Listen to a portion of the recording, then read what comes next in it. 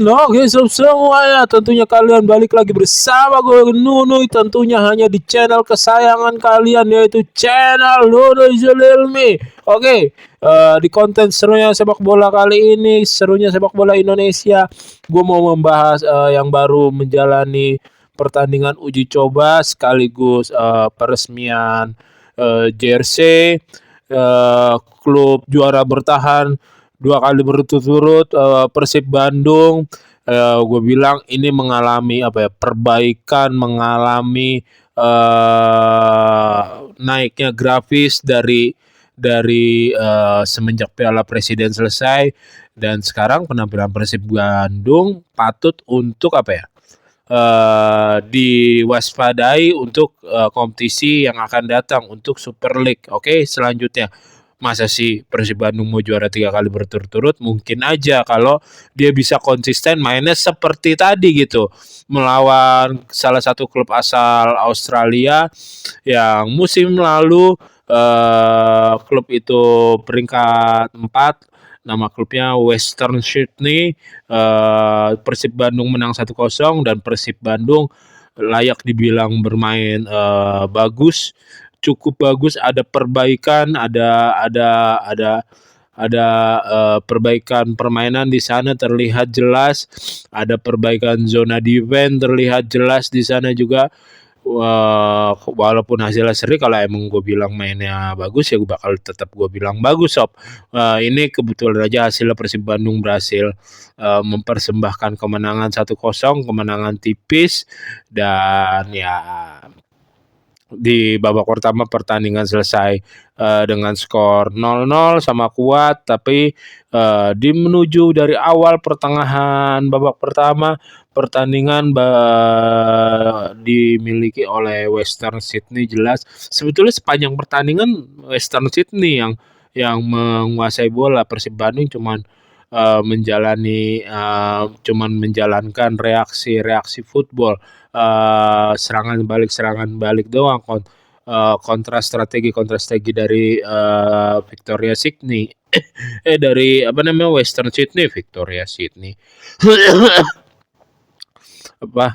Beda cerita kalau di saat yang blunder Persib Bandung back pass, terus kesalahan tuh, terus akhirnya dipotong sama pemain yang Western Sydney, terus center backnya gampang banget dilewatin, ngambil sekali cuman tipis doang dilewatin.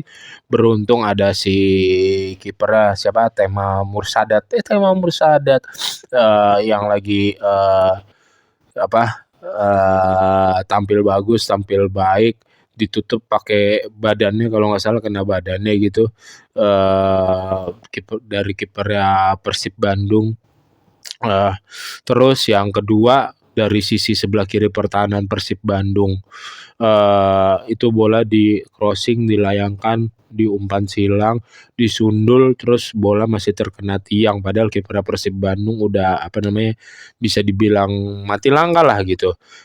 Itu habis momen itu pelan permainan Persib Bandung membaik, entah itu dari koordinasi, entah itu dari jarak antar pemain, entah itu dari kerapatan dan pergerakan dinamisnya defense. Misalkan dia begini serempak, berpindah-pindah posisinya serempak, mengikuti ritme, alurnya udah mulai enak, jelas banget perbaikan itu membuat si Western Sydney ini susah masuk pertahanan Persib Bandung. Tidak segampang ketika tadi peluang dan Persib Bandung beberapa kali melakukan operan back pass berbahaya gitu yang merugikan pertahanannya sendiri. Dan babak pertama berakhir imbang 0-0 tanpa peluang. Babak kedua Western Sydney terus menekan, cuman sebetulnya juga dibilang yang bagus banget, luar biasa tidak, tetapi permainan zona defense Persib Bandung itu merepotkan, sangat-sangat bisa dibilang merepotkan Western Sydney untuk menembus. Gua perhatiin tuh 3 orang permainan, si Mark Locke tampil oke, dalam defense, dalam membaca bola, dalam membaca pertahanan lawan. Tumben nih nggak apa namanya, nggak biasanya Mark Locke untuk tampil konsisten seperti ini sepanjang pertandingan, nggak biasanya, walaupun dia ditarik di keluar itu di babak kedua. Sayang sekali harus harus ada cedera, dimasukkan Dedi. Terus siapa pemain Kakang dipulangkan dari timnas U23, gue bilang dia tadi tampil bagus.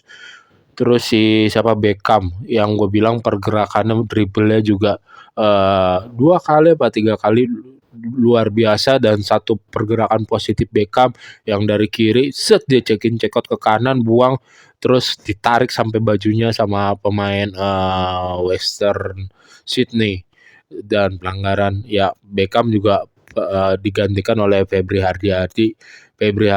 Ada tuh satu pergerakan Febri Haryadi yang udah dijatuhin, ditabrak sama pemain Leicester City, bangun lagi masih mengambil bola, pergerakannya udah mulai hidup lagi, udah mulai oke lagi lah. Kita lihat nanti prospeknya ke depan apakah bisa konsisten pergerakannya, apakah bisa terus merepotkan ya. Terus ya balik lagi kalau golnya Persib Bandung kan itu dari apa namanya, dari pelanggaran di sebelah kiri pertahanan Western Sydney, bola dilambungkan terus sundul tuh dibuang, dimentahkan oleh defense-nya Western Sydney. Bola jatuh ke kakinya Beckham mengambil bola, kan Beckham nggak ngikut untuk duel di kotak-kotak penalti, postur tubuhnya kurang ya, kecil. Terus sama Beckham dapat bola, di drop bola lagi, dipotong sama kipernya. Itu buat Kas yang mantan pemain Arema yang gue bilang bakal menjadi pemain calon-calon jadi pemain bagus ya buat Persib Bandung. Placingnya baik banget, merepotkan kiper banget, ditambah kipernya juga emang nggak di posisi semestinya, tetapi di keberaniannya untuk melakukan placing dengan kaki kirinya itu buset dah, bagus banget, pas banget, akurasinya dapet, power ya jelas-jelas menyulitkan kipernya yang sedang out position, yang habis membuang bola itu, yang habis terbang gitu kan Sob. Terus yang gue suka juga yang pemain winger kanannya tuh yang emang dia nggak nggak seperti kelihatan bermain seperti winger pada umumnya yang menusuk itu, tapi dia lebih masuk ke tengah, terus lebih mengasih kesempatan untuk bek kanannya, right back-nya untuk si Kakang untuk overlap misalkan, baru sama dia dioper setelah buka ruang mengirimkan bola, dan momen-momennya gue suka aja lagi dapat. Terus striker penggantinya padahal tuh yang ternyata emang bermain lebih agresif daripada striker utamanya, kan cedera juga tuh. Ditarik keluar striker penggantinya yang kayaknya baru datang tuh, lupa gue namanya siapa. Striker penggantinya malah tampil lebih agresif juga, lebih nyetel juga. Ya cukup menjanjikan, cuman kita lihat ke depannya nanti Persib Bandung bisa nggak konsisten seperti permainannya seperti tadi. Kalau bisa konsisten aja permainannya seperti tadi, mungkin ya syarat menjadi juara bertahan atau bisa menyulitkan di ACL tuh bakal bakal lebih positif lagi, bakal lebih menjanjikan lagi, bakal mungkin gelar ketiga kalau dia bisa konsisten bermain baik aja seperti itu, walaupun nggak menguasai bola, tetapi dia tahu lawannya tuh di atas mereka. Lawannya tuh pernah juara ACL juga 2014 atau 2015 gitu setahu gue.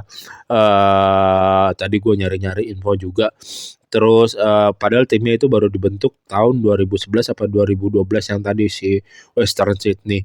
Ya otomatis dia tahu Persib Bandung kapasitas Western Sydney itu di atas ya si timnya Juan Mata ini, tapi Juan Matanya tadi belum bisa bergabung, nggak terlihat di line up, dan Persib Bandung berhasil memanfaatkan kapasitas yang dimilikinya lewat yang bermain reaksi football, tidak bermain on point seluruhnya, tetapi sudah kelihatan perubahan positif ya. Oke, terutama di 3 pemain kayak Beckham, di Kakang, yang pemain-pemain yang di Indonesia terus pemain asingnya juga emang kontributnya ada gitu.